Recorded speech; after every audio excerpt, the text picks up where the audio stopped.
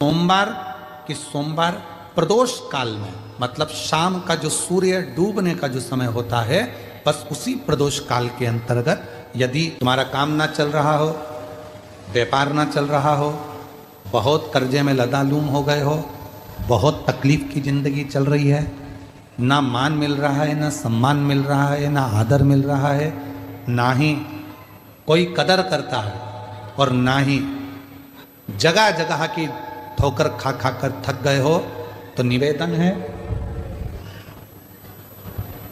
एक बेलपत्र, एक कनेर का फूल, एक दुर्वा, एक चावल का दाना, और वो चावल का दाना भी लाल चंदन में भींगा हुआ।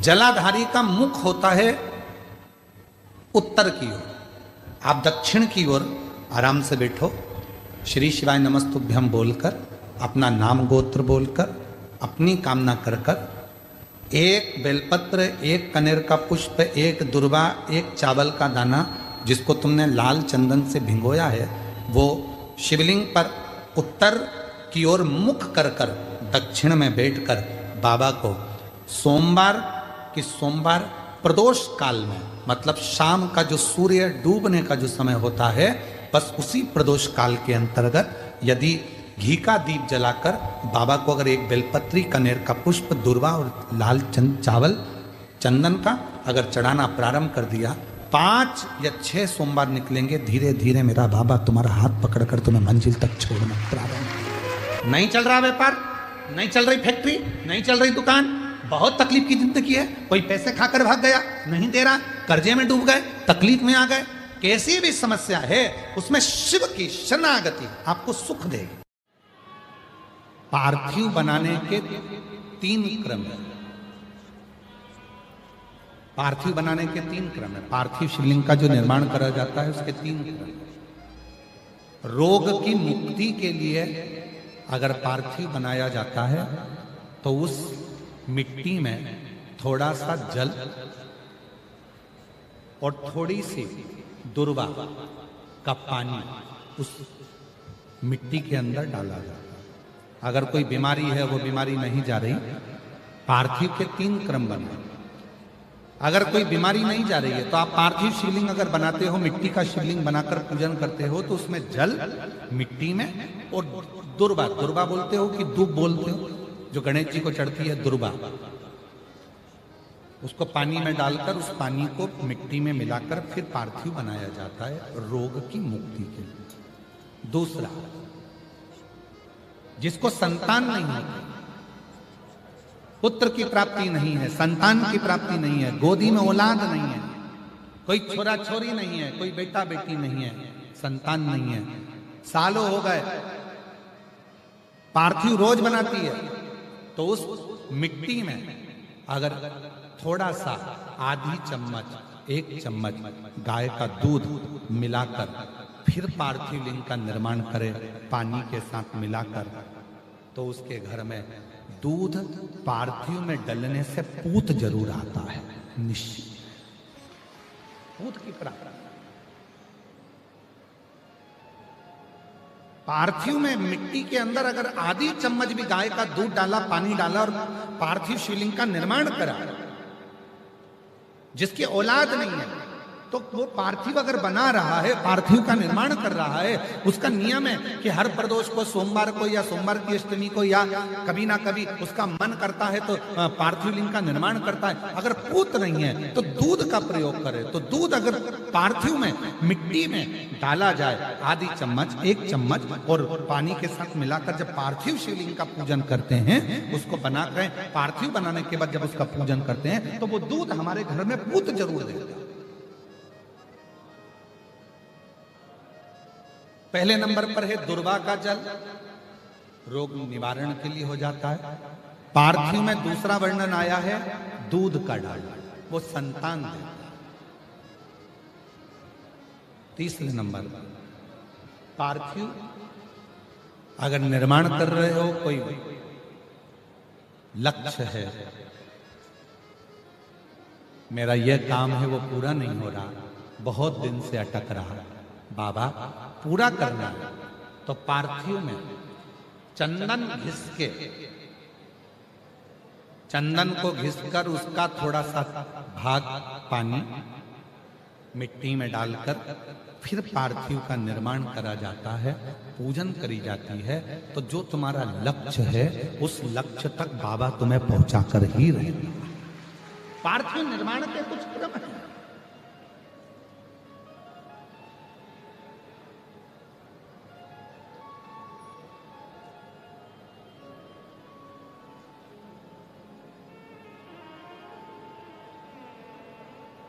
पार्थिव कैसे बनाया जाता है, किस कार्य के लिए बनाया जाता है? कई बेटियां ऐसी हैं, गुरुजी 32 साल की हो गई, शादी नहीं हो रही। गुरुजी लड़का 38 साल का हो गया, शादी नहीं हो रही। गुरुजी 28 साल का हो गया, शादी नहीं हो रही। तो भाई पार्थिव बना रहे हो ना, उसमें थोड़ा सा गाय का घी उस मिट्टी में थोड़ा सा 2 बूंद भी डालोगे तो बहुत है, और पानी से मसकर फिर उसका निर्माण कर कर फिर पार्थिव की पूजन करिए। कैसे विवाह नहीं होगा? भोले बाबा शादी करा के ही मानेगा। पार्थिव बनाने का नियम है। ऐसा नहीं है कि केवल पानी में मिट्टी को घोल लिया और पार्थिव लिंग का निर्माण कर लिया। हम 1.25 लाख बना रहे हैं, हम 2 लाख बना रहे हैं, हम 5 लाख बना रहे हैं, हम 1 करोड़ बना रहे हैं, हम 20 करोड़ बना रहे हैं। बनाओ, मना नहीं है, पर पार्थिव बनाने के भी अलग अलग नियम है। कौन सी चीज के लिए, किस चीज के लिए पार्थिव बना, किस चीज के लिए पार्थिव?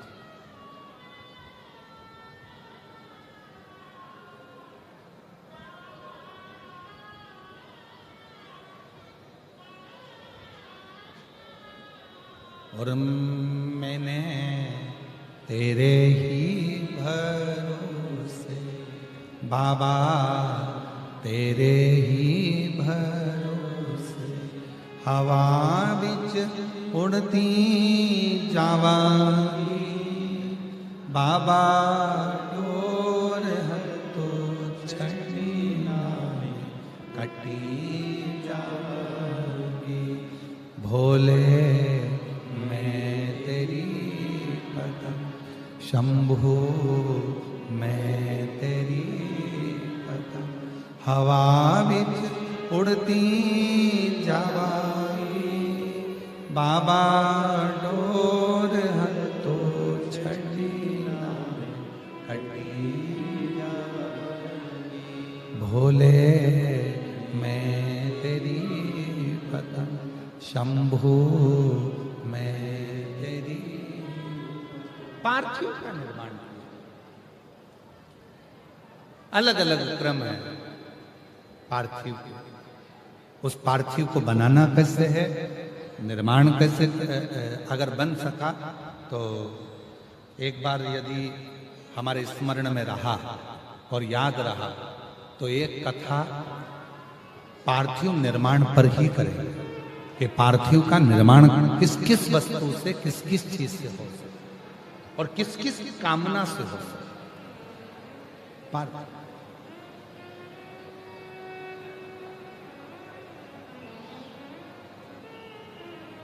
पार्थिव का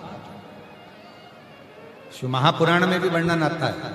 सफेद मिट्टी, लाल मिट्टी, पीली मिट्टी, काली मिट्टी, 4 तरह की अलग अलग मिट्टियों से पार्थिव लिंग का निर्माण होता है।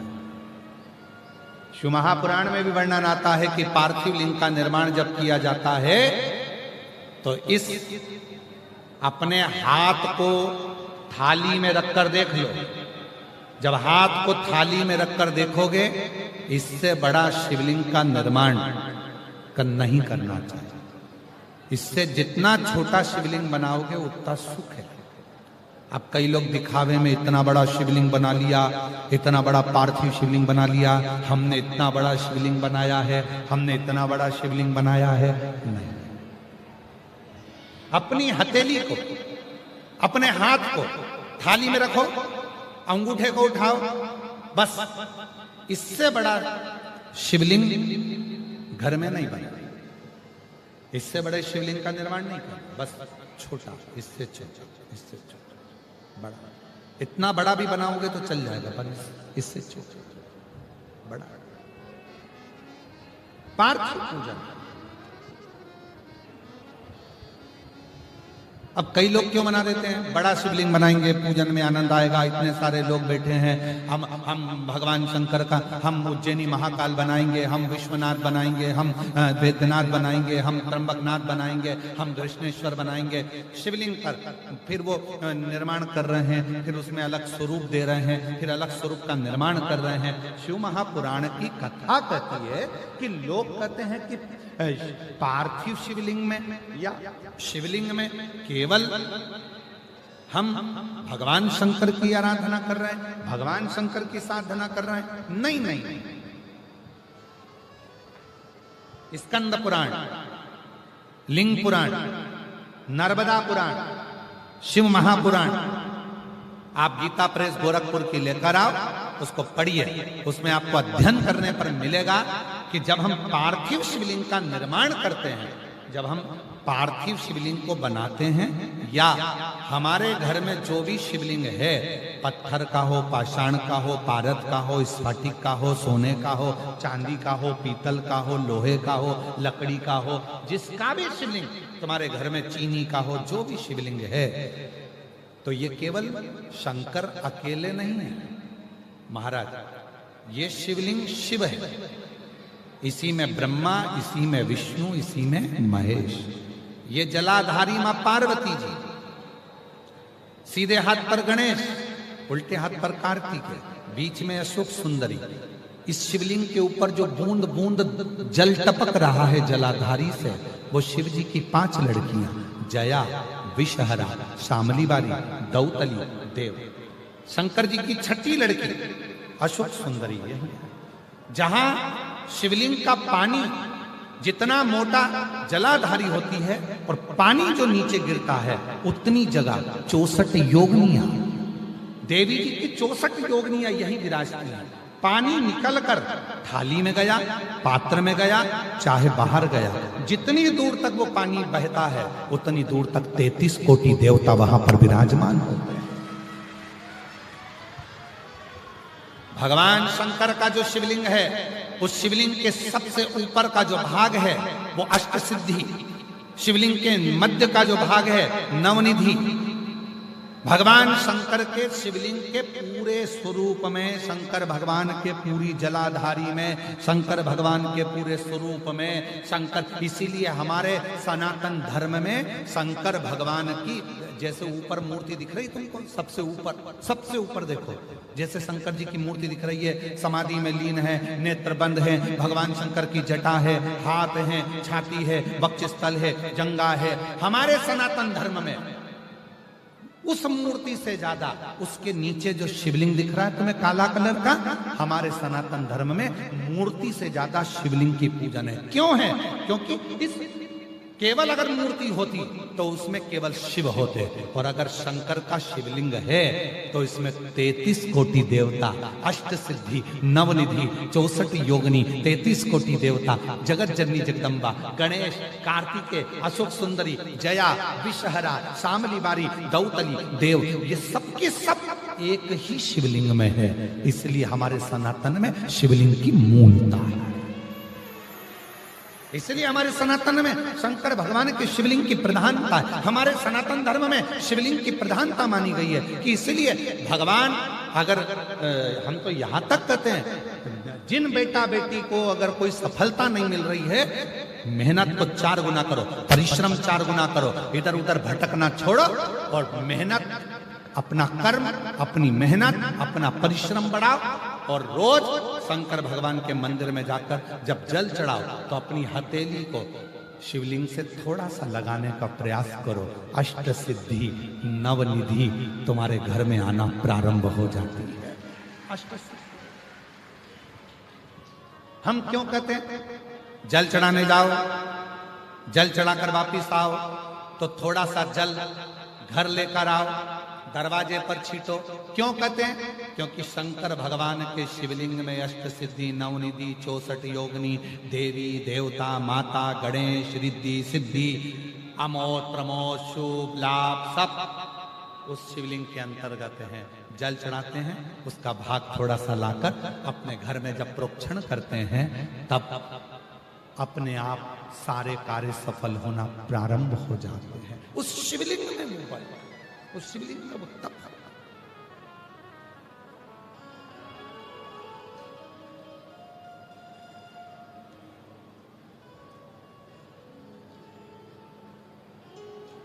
हमारे शैलेंद्र जी एक लाइन बड़ी अच्छी गुनगुनाते हैं महाराज, वो कीर्तन की, काली मिट्टी के बनाए भोलेनाथ, चढ़ाऊं लोटा जल भर के।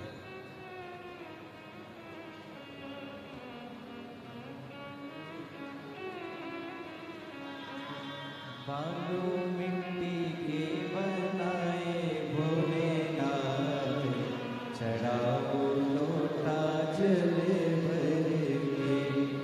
काली मिट्टी के बनाए भोलेनाथ, चढ़ाऊं लोटा जल भर के। एक वर तुम देना शंभु अखंड सौभाग्यवती हो, एक वर तुम देना शंभु अखंड सौभाग्यवती हो। पीली मिट्टी के बनाए भोलेनाथ, चढ़ाऊं लोटा जल भर के। मिट्टी के बनाए भोलेनाथ, चढ़ाओ लोटा जल भर के। शिव से एक एक पार्थिव शिवलिंग का निर्माण, पार्थिव पूजन की महत्वता, पार्थिव पूजन का वर्णन हमारे यहाँ बड़ा विस्तार से किया, बड़ा विस्तार। हमारे बीच में यवतमाल से स्वामी जी पधारे हैं, एक बार जोरदार ताली बजाकर उनका स्वागत वंदन। पार्थिव लिंग का पूजन, पार्थिव लिंग का निर्माण, पार्थिव लिंग की साधना, शिव तत्व शंकर।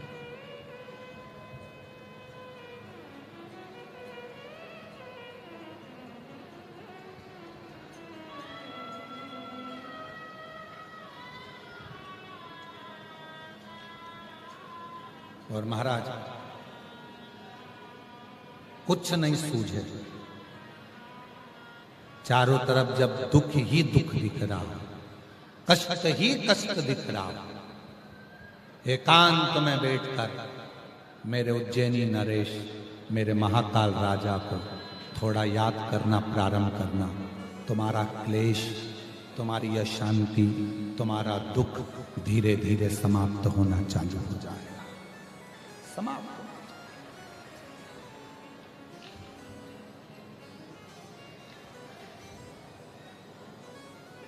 बच्चे बीमार पड़े, कृष्णेश्वर को याद करो।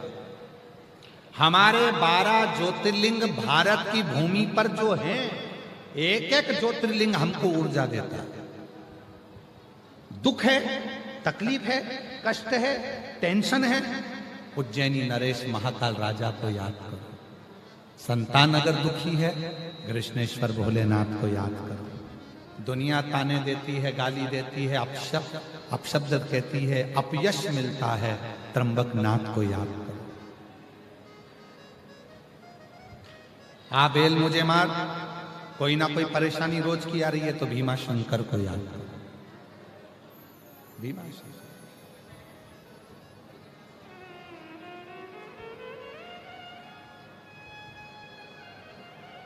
भोजन कर रहे हो, आहार नली में तकलीफ आ रही है, भोजन निगलते बन नहीं रहा, पच नहीं रहा, पाचन क्रिया गड़बड़ हो रही है, एसिडिटी ज्यादा बन रही है, तो देवघर वाले बाबा वैद्यनाथ को याद करो।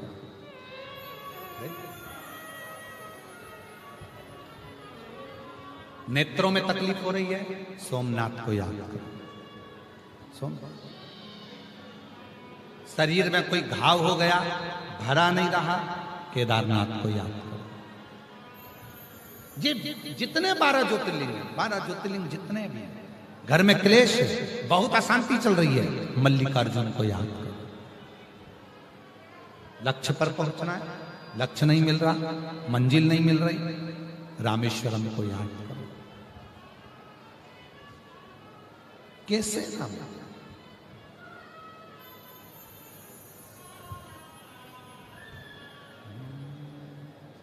अब दया करो है भोलेनाथ, मस्त रहूं तेरी। और यदि इस मृत्यु लोक में अगर कोई निवास करता है तो वो मेरा देव अधिदेव महादेव निवास करता है, मेरा शिव निवास, मेरे ओघड़दानी, मेरे शंकर, मेरे त्रिकालदर्शी, मेरे कैलाशी, मेरे अविनाशी निवास करता है।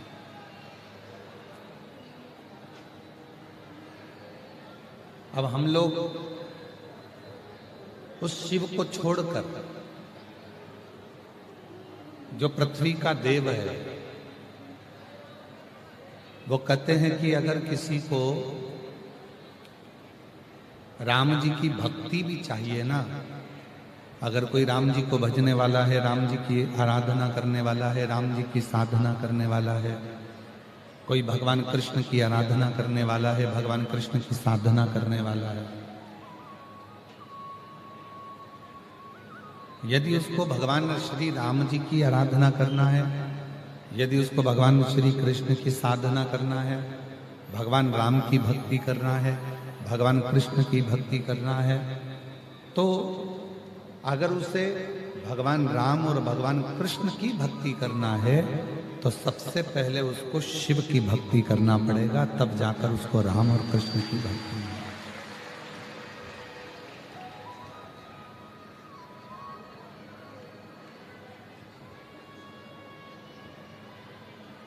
तेरी कृपा बिना ना हिले एक भी,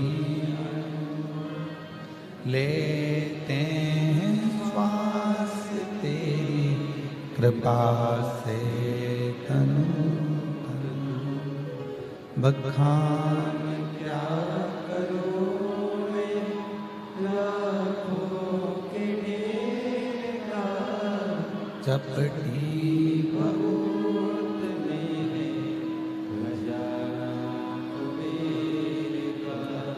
हे गंगा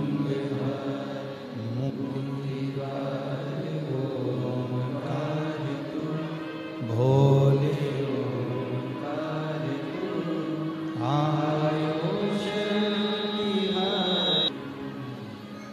यदि दुनिया का कोई भी सुख है, दुनिया का कोई भी वैभव है, दुनिया का कोई भी धन है, दुनिया का कोई भी संपदा है, दुनिया का कोई भी वैभव है, दुनिया का कोई भी धन हो, दुनिया का कोई वैभव हो, दुनिया का कोई सुख हो, यदि उस सुख को, उस वैभव को संसार के मनुष्य को चाहिए तो शिव की साधना करें। भगवान राम जी की भक्ति चाहिए तो भी शिव की साधना करें। भगवान श्री कृष्ण की भक्ति चाहिए तो भी शिव की साधना करें। और यहां तक शिव महापुराण की कथा कहती है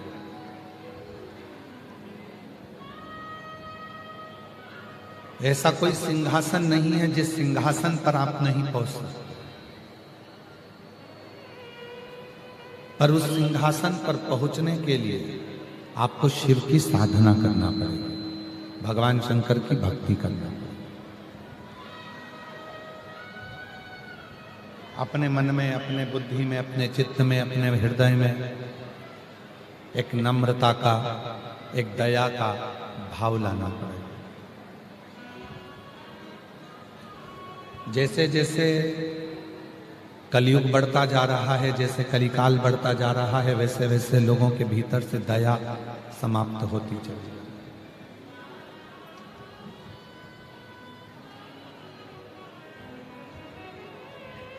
जैसे जैसे कलिकाल बढ़ रहा है, दिखावा, प्रपंच, पाखंड, ढोंग, ढकोसला और ना जाने क्या क्या आडंबर दुनिया में छाता जाए, भक्ति कम होती जाए, भक्ति कम होती चली जाएगी, आडंबर ज्यादा होता चला जाएगा। भक्ति कम होती चली जाएगी, पाखंड ज्यादा होता चला जाएगा। भक्ति कम होती चली जाएगी, दिखावा ज्यादा होता चलेगा।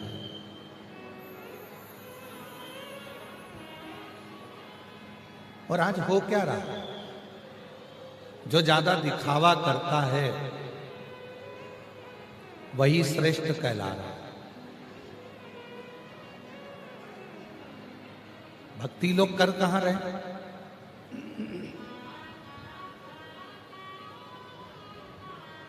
आज लोग भगवान के भजन से, आज लोग भगवान की भक्ति से, भगवान के स्मरण से, भगवान के नाम जाप से बहुत दूर हो गए।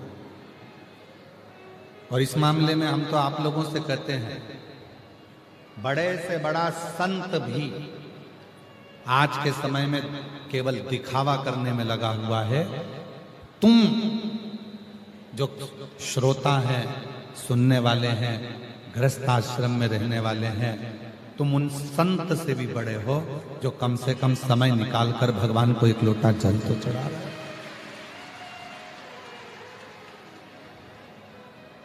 तुम उनसे भी बड़े हो, कम से कम समय निकालकर भगवान के मंदिर जा रहे हो, समय निकालकर भगवान के मंदिर में पहुंचकर एक लोटा जल चढ़ा रहे हो।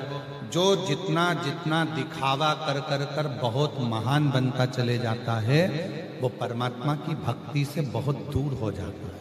उसके मुख से भगवान का नाम निकलता ही नहीं। वो मंदिर, देवालय, शिवालय जा ही नहीं सकता, क्योंकि उसको आडंबर से फुर्सत नहीं, उसको दिखावे से फुर्सत।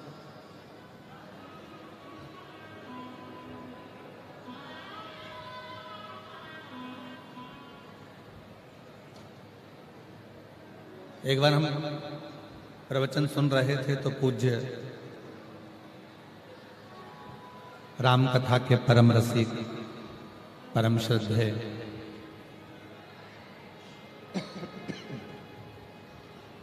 श्री मोरारी बापू जी ने एक बात कही थी।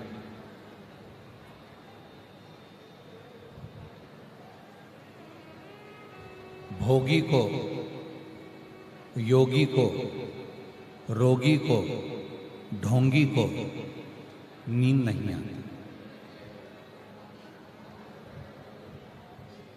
जो योगी है, योग में लगा हुआ है, परमात्मा की भक्ति में लगा हुआ है, उसको भी नींद नहीं आती कि भगवान की भक्ति को कैसे प्राप्त करें।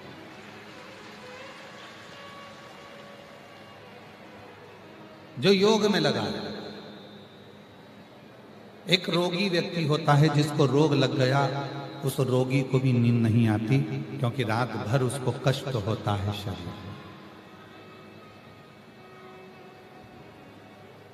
एक भोगी जो भोग में डूबा हुआ है, काम वासना में डूबा हुआ है, आसक्ति में डूबा हुआ है, उसको भी नींद नहीं आती।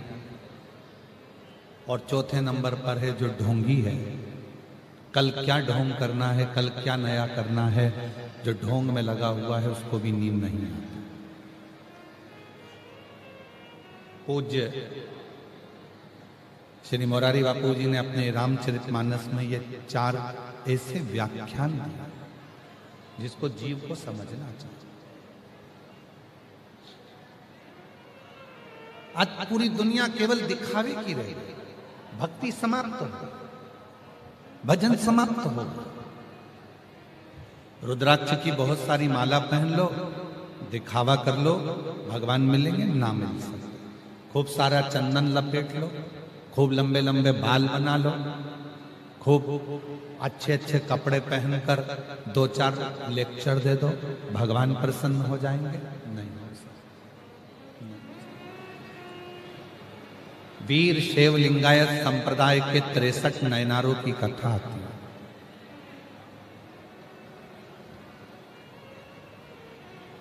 जब आप लोग फ्री रहें तब उन 63 नयनारों की कथा का स्मरण करें। वीर शैव लिंगायत संप्रदाय में भगवान शंकर के 63 भक्तों की ऐसी कथा आती है कि जिन्होंने दिखावा नहीं करा, वो दिखावे से परे है, दिखावे से दूर।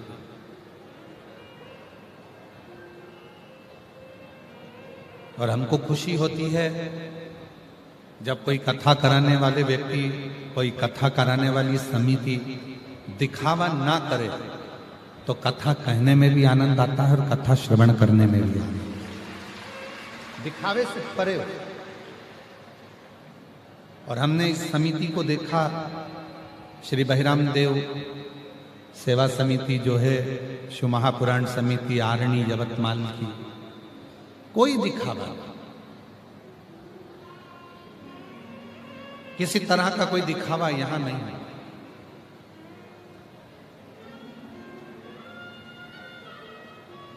कथा सुनना है, स्मरण करना है, सेवा करना है, इसमें दिखावे की जरूरत नहीं।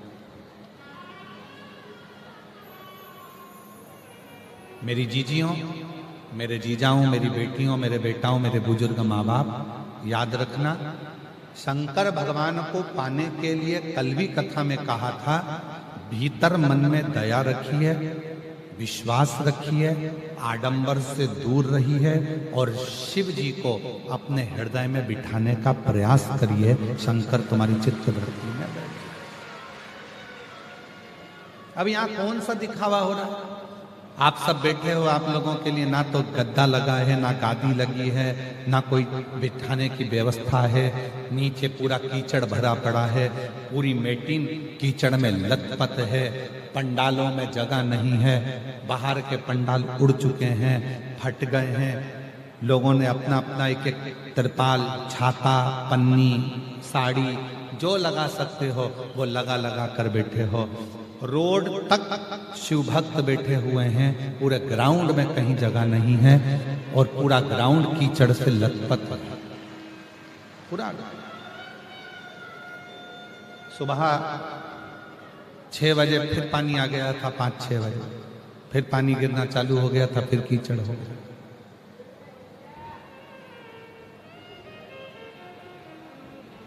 कहां दिखावा? ये आरणी की जो भूमि है, ये आरणी की जो जगह है, ये यवतमाल जो जिला है, यवतमाल की जो भूमि है, आरणी की जो भूमि है, जो हमने पहले दिन कथा में कहा था कि पूरे यवतमाल जिले को कहीं से भी उठाकर देख लो, पूरे यवतमाल जिले में मेरा शिव ही शिव मिलेगा और शिव के ही भक्त मिलेंगे।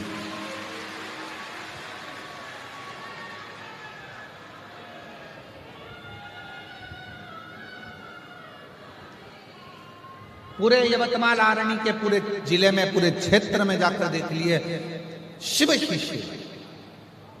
इसलिए यहाँ का जो भक्त है, यहाँ का जो शिव भक्त है, वो केवल शिव के लिए जीता है, शंकर के लिए भजन कर, उसकी अविरल भक्ति, उसका विश्वास, उसकी दृढ़ता शिव के, उसको कोई आडंबर, कोई दिखावा। आज बड़े से बड़े बड़े कुर्सियों पर बैठकर, बड़े बड़े स्थानों पर बैठकर भी लोग आडंबर और दिखावे में लगे। पर भक्त का, शिव के भक्त का सबसे बड़ा लक्षण ही यही है कि उसको दिखावा अच्छा नहीं लगता। वो तो केवल शिव के भरोसे, भगवान शंकर के आश्रित होकर, अपना एक लोटा जल चढ़ाकर शिव पर विश्वास कर कर अपनी जिंदगी को जीता है और शिव पर ही आश्रित रहता है।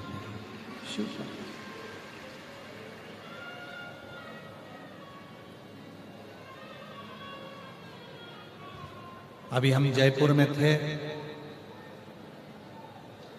2 दिन हम सबसे मिलते हैं, 5वां दिन छठा दिन, और मिलने का समय भी लगभग पक्का रहता है। शाम के 7 बजे मिलते हैं, 7:30 बजे उठ जाते हैं।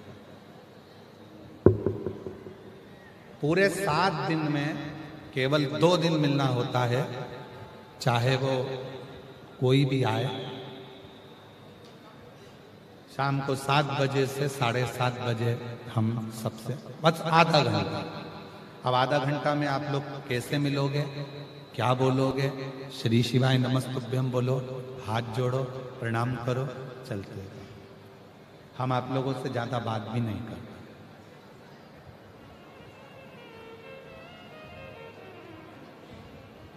जयपुर में हम मिल रहे थे, कथा का 5वां दिन था। एक लड़का आया,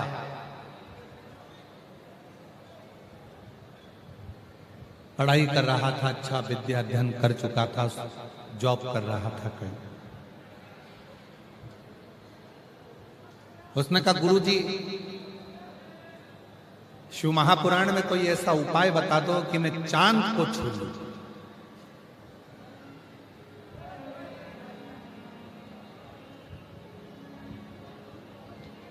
शिव महापुराण में कोई ऐसा उपाय बता दो कि मैं चांद को छू लूं। हमने उस लड़के से कहा बहुत बड़ा उपाय है शिव महापुराण में चांद छूने का।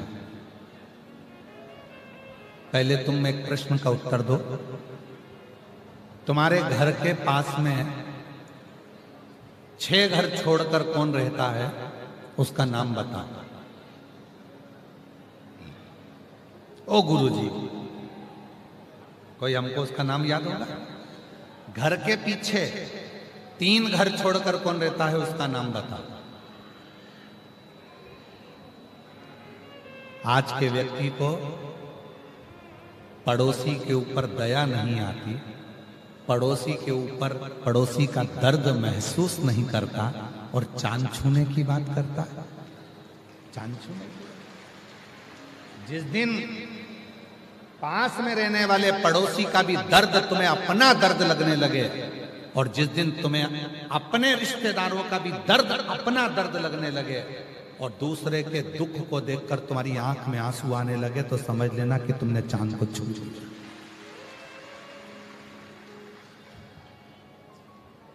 चांद छूने से पहले घर में रहने वाले माता पिता का दिल तो छू कर देखो।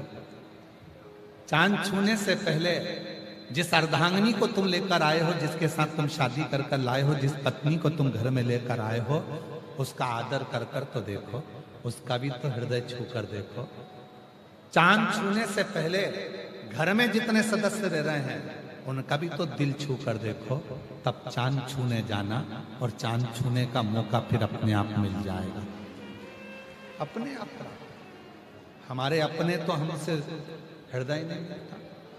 घर में पत्नी रह रही है, उसका मुंह फूला रहता है, पति रह रहा है, उसका मुंह फूला रहता है, बच्चे रह रहे हैं, उनका मुंह फूला रहता है, माँ बाप रह रहे हैं, उनका मुंह फूला रहता है, कोई एक दूसरे के प्रति प्रेम प्रकट नहीं कर पाता, तो क्या चांद छू,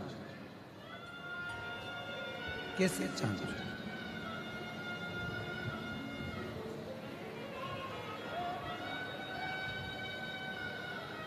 और मत बुरे कर्म कर बंदे वरना पछताएगा, भगवान की आंखों से तू बच नहीं पाएगा, तू बच नहीं पाएगा।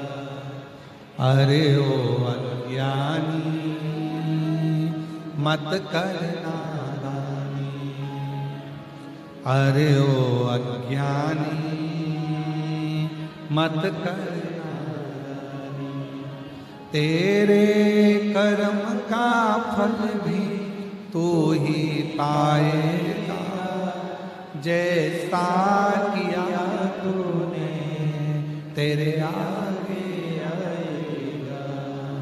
मत बुरे कर्म कर वरना पछताएगा, भगवान की आंखों से तू बच नहीं पाएगा, तू बच नहीं पाएगा। अरे ओ अज्ञानी मत करना। चांद बाद में छूना, पहले अपने हृदय को छू, आडंबर से दूर हो जा, दिखावे से दूर हो जा। और आरणी की इस पवित्र कथा में यवतमाल की भूमि पर कहूं, जितने भी श्रोता भाई बहन पंडाल में कथा सुन रहे हैं, पंडाल के बाहर सुन रहे हैं, चाहे आस्था चैनल पर सुन रहे हैं, चाहे फेसबुक यूट्यूब पर सुन रहे हैं, चाहे सोशल मीडिया पे सुन रहे हैं, जीवन में कितना भी तकलीफ आ, कितना भी दुख आ जाए, कितना भी कष्ट आ जाए, कितनी बड़ी बीमारी हो जाए, और कितना भी दुख सामने आकर खड़ा हो जाए, कोई तुमसे कहे कि हम तुमको वहां लेकर चलते हैं, वहां पर ऐसा व्यक्ति है तुम्हारा दुख हर लेगा, वहां ऐसा व्यक्ति है तुम्हारा कष्ट हर लेगा, किसी पर भरोसा मत करना। अपने घर में से तांबे का एक लोटा उठाना, पानी भरना मटके का, हंडे का, और लेकर सीधे शंकर के मंदिर में जाना चालू कर देना, तुम्हारा दुख कटना प्रारंभ। किसी आडंबर में मत जाना, किसी दिखावे में मत जाना। जैसे जैसे कलयुग बढ़ेगा, स्वयं तुम रुका जी कर रहे हैं चंचुला। और शिव महापुराण का सार्थत्व, जब शिवपुराण विराम होती है, आपने पूर्व में भी जहां शिवपुराण सुनी होगी, जो श्रोता पुराने सुनने वाले बैठे होंगे वो जानते हैं, शिव महापुराण जब विराम होती है तब भगवान शंकर पार्वती जी तुम रुका जी से कहते हैं कि तुम्हें दक्षिणा में क्या दूं? शिव महापुराण के विराम की दक्षिणा में तुमको क्या, मैं तुम्हें दक्षिणा क्या प्रदान। और आप सभी ने कथा में सुना है, तुम रुका जी हाथ जोड़कर कहते हैं भगवान शिव जी से, ईसर गोरा जी से, अगर दक्षिणा में देना चाहते हो तो इतना वर दे दो। कली काल कलयुग में जो शिव महापुराण के पंडाल में बैठकर कथा सुनेगा, उसकी झोली तुमको भरना ही पड़ेगी, बस ये वर दे।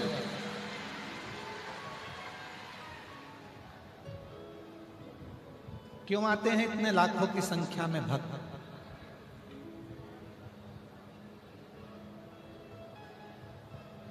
गांव-गांव में बहुत सारे लोग शिव पुराण की कथा करने लगे और गांव-गांव में शिव पुराण की कथा होने लगी। बहुत सारे शिव पुराण के वक्ता भी बढ़ गए, खूब कथा होती है। फिर भी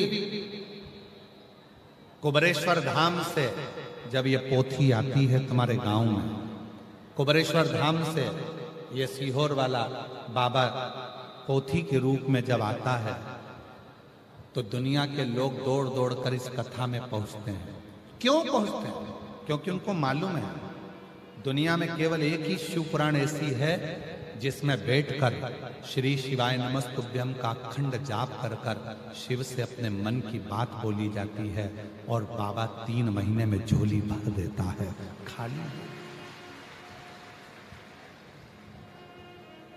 खाली नहीं रखता।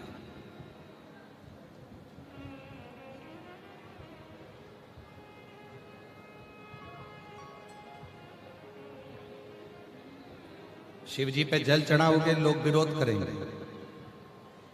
श्री शिवाय नमस्तुभ्यम का जाप करोगे, लोग विरोध करेंगे। रोज कहीं ना कहीं का एक आध सामने आकर खड़ा हो जाएगा, कोई ना कोई तुम्हारे इंस्टाग्राम पर कोई तुम्हारे वीडियो मिल जाएगा कि श्री शिवाय नमस्तुभ्यम मत बोला कर।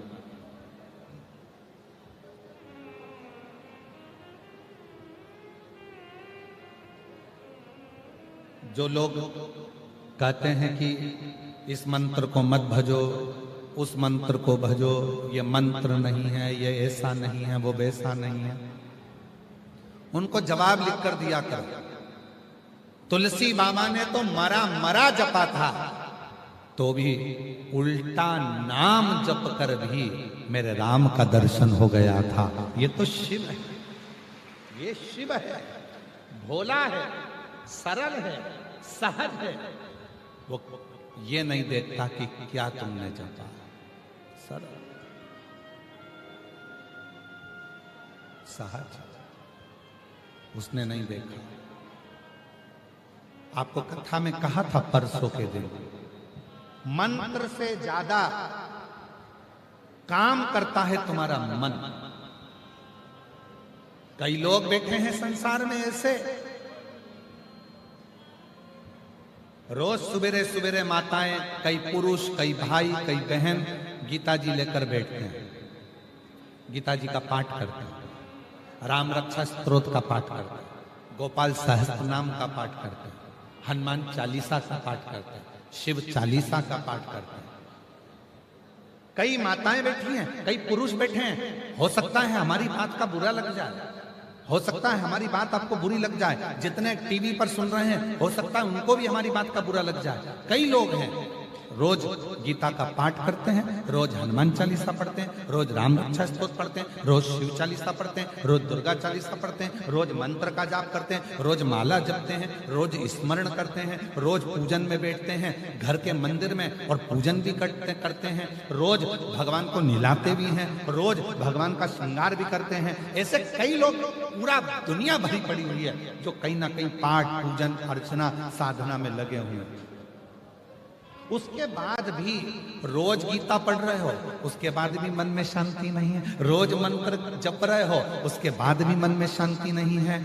घर में इतना क्लेश, मंत्र जपने के बाद भी, गीता पढ़ने के बाद भी, रामायण पढ़ने के बाद भी, भागवत पढ़ने के बाद भी, घर में राम रक्षा स्तोत्र का पाठ करने के बाद भी, हनुमान चालीसा पढ़ने के बाद भी, सारी स्तुतियां करने के बाद भी, शिव चालीसा पढ़ने के बाद भी, घर में तुम्हारा मन शांत क्यों नहीं हो रहा? क्योंकि तुम्हारे भीतर अहम भरा पड़ा है। तुम्हारे भीतर अहम भरा, इसलिए मंत्र भी काम नहीं कर रहा। मंत्र स्तुति कब काम करती है? जब तुम्हारा मन भगवान में लग जाए और तुम्हारे मन में ये आ जाए कि मेरे घर में जो भी रह रहे हैं सब शिव के रूप हैं, कोई बुरा नहीं है, सब अच्छे हैं, सब अच्छा है, सब अच्छे हैं, सब अच्छा है। जिस दिन तुम्हारी चित्त वृत्ति में ये बात आ जाएगी कि सब अच्छा है, सब अच्छे हैं, सब अच्छे हैं, सब अच्छे हैं, बस उस दिन तुम्हें किसी पाठ करने की जरूरत नहीं पड़ेगी। तुम्हारा मन जब साफ हो जाएगा तो मेरा परमात्मा तुम्हारा हो जाएगा। तुम्हारे भीतर किसी मंत्र की जरूरत नहीं।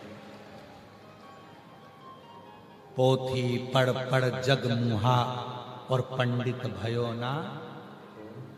पोथी पढ़ते पढ़ते जीवन निकल गया। मैं गीता जी का 18वां अध्याय पढ़ती हूँ, मैं रामायण जी का ये पाठ करती हूँ, मैं राम रक्षा स्तोत्र का ये पाठ करती हूँ, मैं हनुमान चालीसा का ये पाठ करती हूँ, मैं शिव चालीसा का ये पाठ करती हूँ, मैं ये वाली स्तुति करती हूँ, मैं मंत्र माला इतनी करती हूँ, मैं 12 माला जपती हूँ गुरु नाम की, मैं 3 माला जपती हूँ शिव के नाम की, मैं 4 माला जपती हूँ राम जी की, मैं 5 माला जपती हूँ इसकी, मैं 6 माला जपती हूँ उसकी। माला तो बढ़ गई, मना नहीं है, पर मन बड़ा क्या? मन तो उतना की उतना ही छोटा है। अभी भी कमर में चाबी खोस के बैठी हुई है पूजन में भी।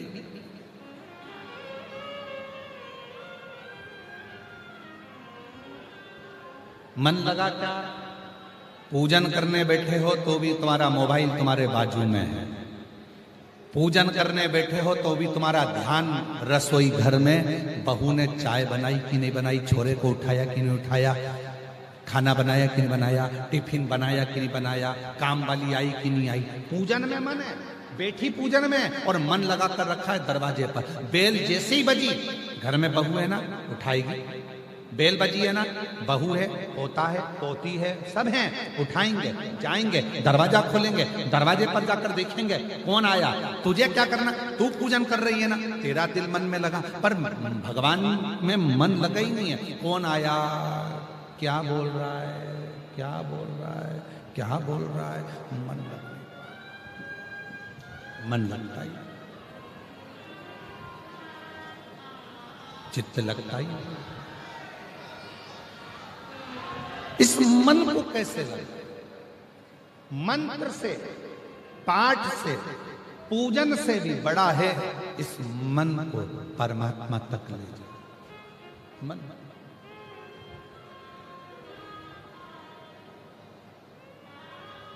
हजारों हजारों पत्र शिव महापुराण में आते हैं। इतनी लाखों की भीड़ में जो अपने मन को भगवान से जोड़ लेता है, उसका पत्र 3 महीने के अंदर व्यासपीठ पर आ जाता है। मन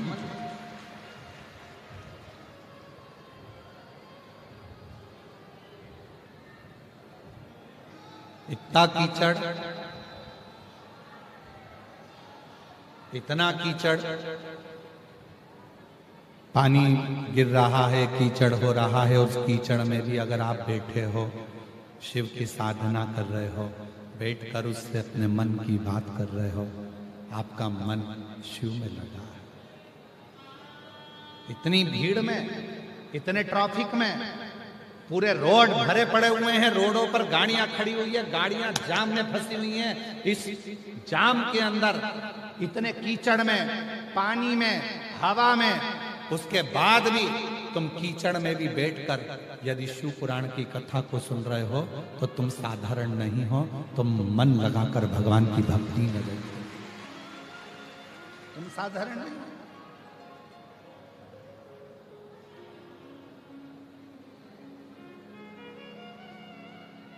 उसकी अविरल भक्ति तुम्हें सुख देगी, आनंद।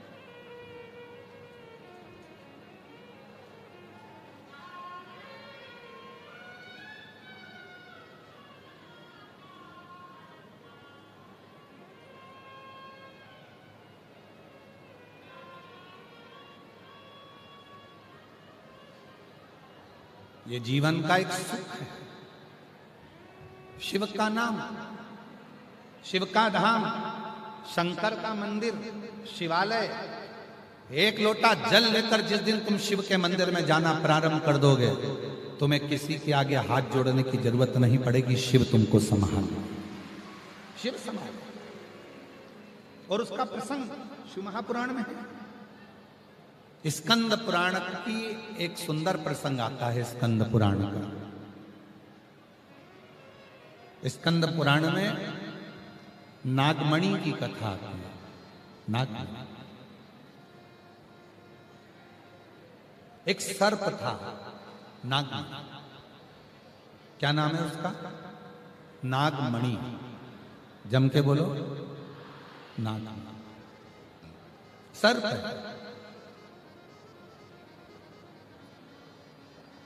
विषैला है। स्कंद पुराण में नागमणि की कथा आती है और नागमणि विषैला है। सांप मतलब विष। सर्प चाहे कोई सा भी हो, उसमें विष जरूर हो। नागमणि में भी विष। पर नागमणि विषैला तो था। एक चूहे को पकड़ने के चक्कर में वो सर्प एक संत के डेरे में पहुंचा।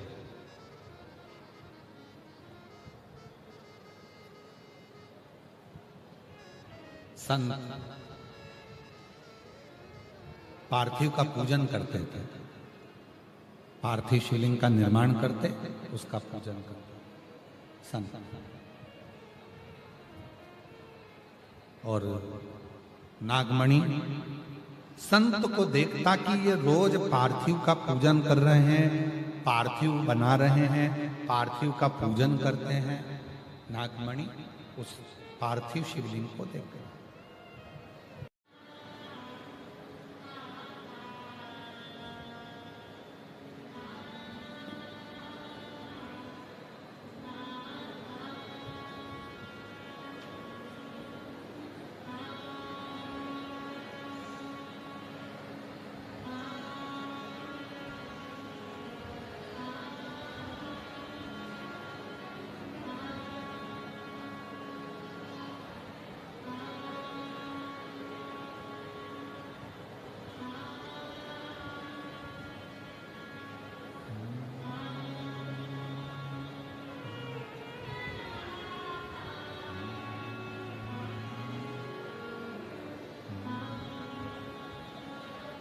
श्री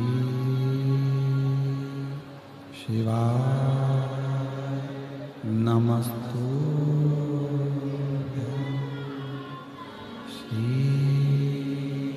शिवाय नमस्तुभ्यं। श्री शिवाय नमस्तुभ्यं। श्री शिवाय नमस्तुभ्यं। श्री शिवाय नमस्तुभ्यं। भोला सब दुख काटो, ओ भोला सब दुख काटो।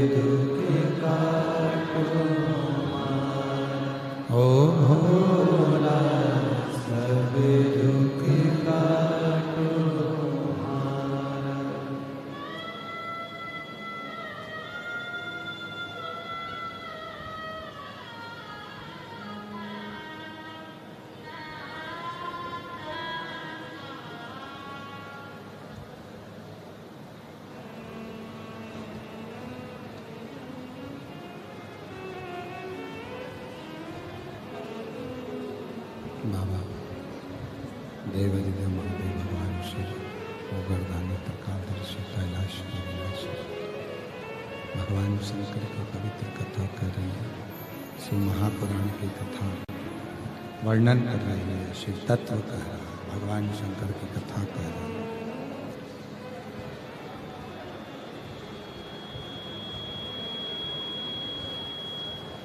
नागमणि की कथा कर रही है, भगवान शंकर का चरित्र कर रहे हैं। शिव महापुराण की कथा वर्णन कर रहे हैं। नागमणि विशेला, सर्प का स्वभाव है विष, सर्प का स्वभाव है विष और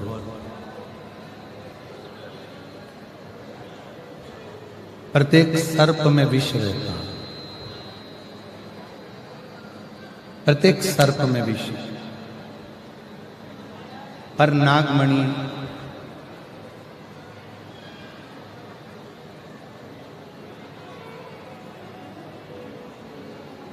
नागमणि विष में सराबोर होने के बाद भी शिव की साधना में लगा, भगवान शंकर की साधना में लगा। शिव साधना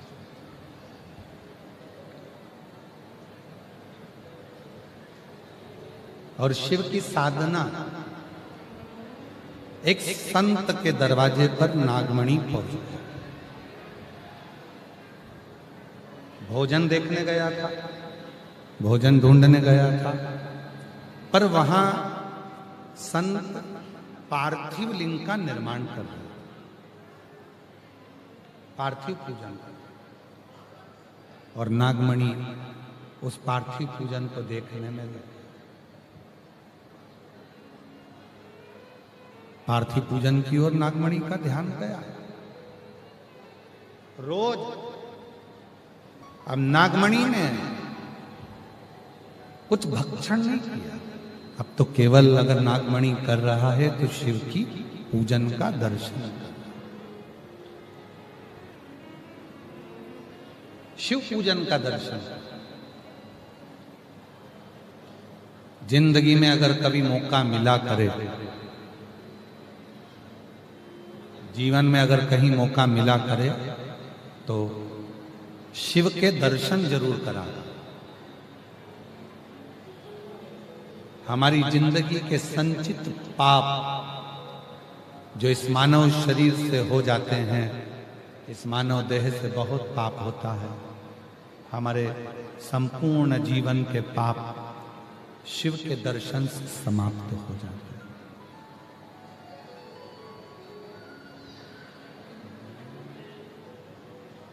संचित पाप। क्यों तुम लोगों से कहते हैं, हर व्यक्ति से एक ही बात कहते हैं कि सारी समस्या का हल एक लोटा? क्यों कहते हैं?